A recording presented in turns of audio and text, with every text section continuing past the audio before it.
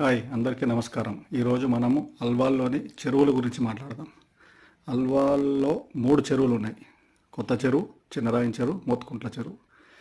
ఈ చెరువులు కొన్ని సంవత్సరాలుగా దగ్గర దగ్గర 15-20 సంవత్సరాల నుంచి డీసిల్టింగ్ చేయట్లేదు. ఈ చెరువుల్ని మనం చాలాసార్లు రిక్వెస్ట్ చేయడం జరిగినది. చాలాసార్లు రిప్రజెంటేషన్ లాస్ట్కి రీసెంట్గా హైడ్రాకు కూడా మనం లెటర్ ఇచ్చినాం.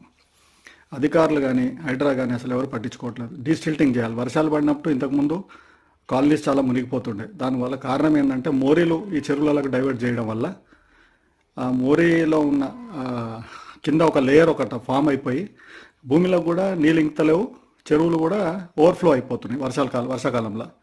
మనము చాలా ఇయర్స్ నుంచి ఏమంటున్నామంటే డీసిల్టింగ్ చేయడం వల్ల భూగర్భ జలాలు పెరుగుతాయి, చుట్టుపక్కల కాలనీలో వాటర్ లెవెల్స్ పెరుగుతాయి, గ్రౌండ్ లెవెల్ వాటర్ ఇంక్రీజ్ అవుతుంది. అదేవిధంగా డ్రైనేజ్ కూడా అందులో కలపకుండా చేయాలి. ఎందుకంటే 20 ఏళ్ల క్రితము ఈ చెరువులు అన్ని మంచి సరస్సుల కింద ఉండే మంచి నీరు, అందులో పూలు రావడము, అదేవిధంగా ఏమంటారు అది చేపలు కూడా చాలామంది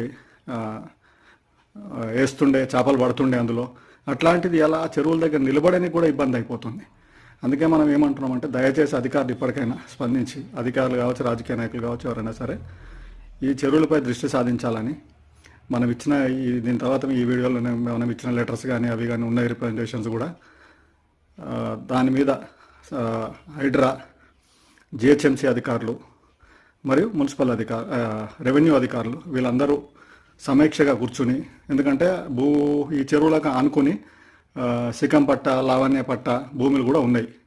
సో వాళ్ళను కూడా పిలిపించి పరిష్కారం చేసి చెరువులను పరిరక్షించాలని, కబ్జాలు కాకుండా చెరువులు పరిరక్షించి చెరువులను శుభ్రపరచాలని, నాలా నీరు అందులోకి వెళ్లకుండా బయటికి డైవర్ట్ చేసుకుంటూ వర్షాకాలం నీరు మాత్రం చెరువుల్లో నిండి భూగర్భ జలాలు పెరిగేలాగా ప్రయత్నం చేయాలని మనం అధికారులను కోరడం జరుగుతున్నది.